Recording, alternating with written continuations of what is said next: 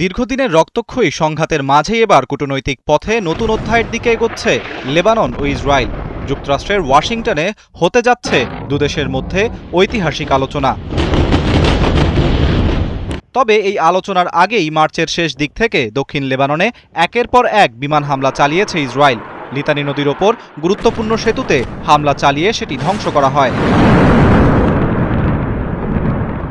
ইসরায়েলের প্রতিরক্ষামন্ত্রী জানিয়েছেন, দক্ষিণ লেবাননের লিতানি নদী পর্যন্ত পুরো এলাকা নিজেদের নিয়ন্ত্রণে নিতে চায় তাদের বাহিনী। এর অংশ হিসেবে সীমান্তবর্তী ঘরবাড়ি ধ্বংস এবং সেতুগুলো লক্ষ্যবস্তু করা হচ্ছে। অভিযান শেষে আমাদের বাহিনী লেবাননের ভেতর একটি নিরাপত্তা অঞ্চল গড়ে তুলবে এবং লিতানি নদী পর্যন্ত পুরো এলাকা নিয়ন্ত্রণে রাখবে।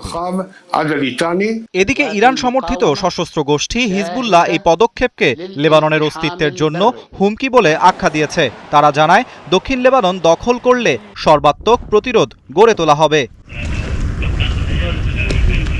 ক্রমাগত হামলায় ধ্বংসস্তূপে পরিণত হয়েছে টায়ার সহ দক্ষিণের বিভিন্ন শহর। বাড়িঘর, দোকানপাট ধ্বংস হয়ে বাস্তুচ্যুত মানুষের সংখ্যা 10 লাখ ছাড়িয়ে গেছে বলে জানায় জাতিসংঘ।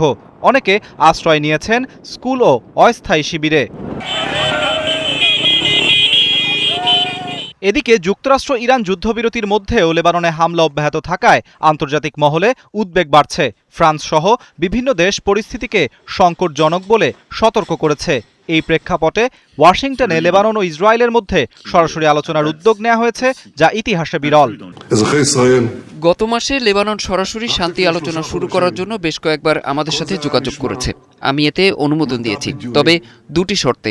আমরা হিজবুল্লাহকে নিরস্ত্র করতে চাই এবং আমরা একটি সত্যিকারের শান্তি চুক্তি চাই যা দীর্ঘস্থায়ী হবে। তবে যুদ্ধক্ষেত্রে গোলাগুলি থামেনি এখনো। সীমান্তে চলছে পাল্টাপাল্টি হামলা। এই অবস্থায় আসন্ন আলোচনায় সত্যিই শান্তির পথ খুলে দেবে নাকি সংঘাত আরও বাড়বে, সেটাই এখন বড় প্রশ্ন। আরাফাত ইসলাম, ৭১।